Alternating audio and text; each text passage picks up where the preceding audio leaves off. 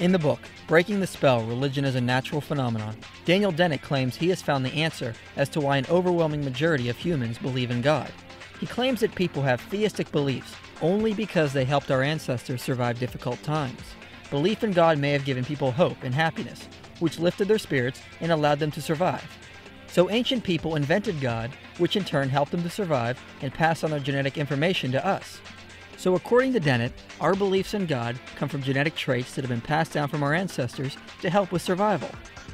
However, in promoting this idea, Dennett has said more than he realizes.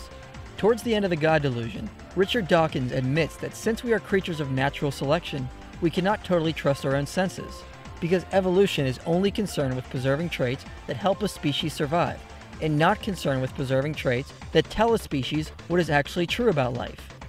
So if naturalism is true, and we are products of natural selection, then everything we know is only for survival, and not what is actually real. So what Dennett and Dawkins do not realize is if our beliefs in God are only there to help with survival, and are not true in any way, then how do we know if anything we believe is true? If naturalism is true, then all our beliefs are just traits that help us survive. Timothy Keller says it like this: evolution can only be trusted to give us cognitive faculties that help us live on, not to provide ones that give us an accurate and true picture of the world around us. Now you might be saying, well, wouldn't knowing what is true about the world be the most beneficial for survival? Not necessarily. It has long been argued that mild paranoia is much better for survival than an accurate assessment of your environment. Therefore, if evolution only passes on traits that help with survival, and mild paranoia is better for survival, then it logically follows that if naturalism is true, it is more likely that everything we believe to be true is actually a paranoid delusion, instead of an actual assessment of the environment. This argument has been a big problem for naturalists.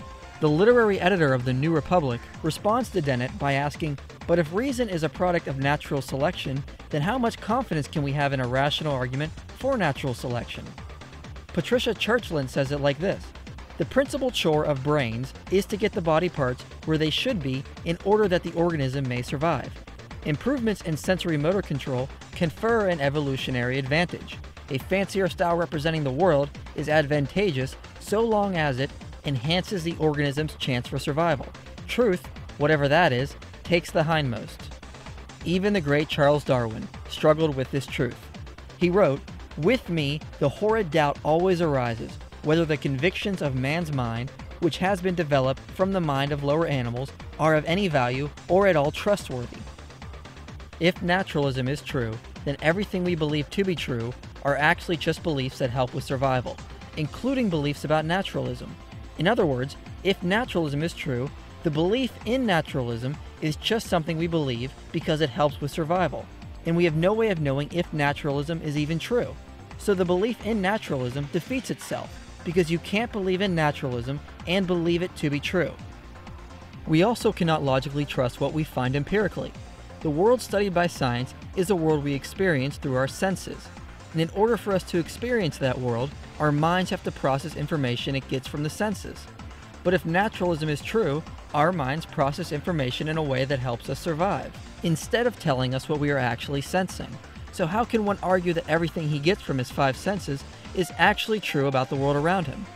The five senses evolved to help a species survive.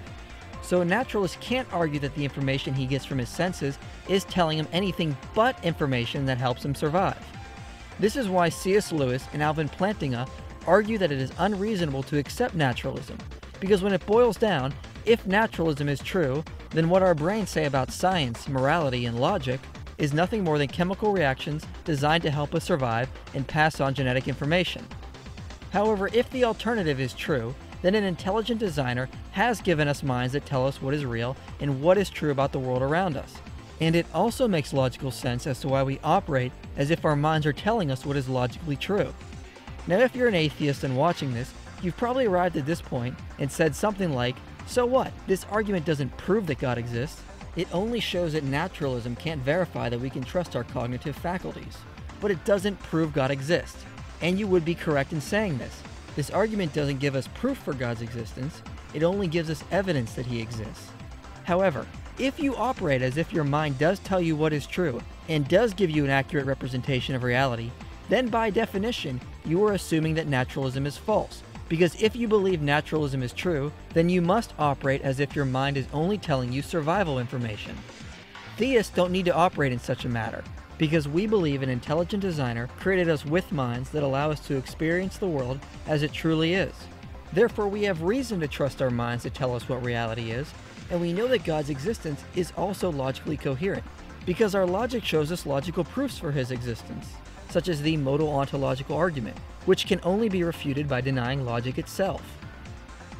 In conclusion, if you believe naturalism is true, then you cannot trust what your mind has told you is true. It may very well be that you believe naturalism is true only because your mind tells you, and not because there is any logical coherence of its validity. So you cannot operate as if anything you believe is factual. But if you do believe that your mind is telling you what is true about reality, then you are also saying that naturalism is false, and the alternative is more coherent. As Timothy Keller says, if we can't trust our belief-forming faculties in one area, we should not trust them in any area. If there is no God, we should not trust our cognitive faculties at all.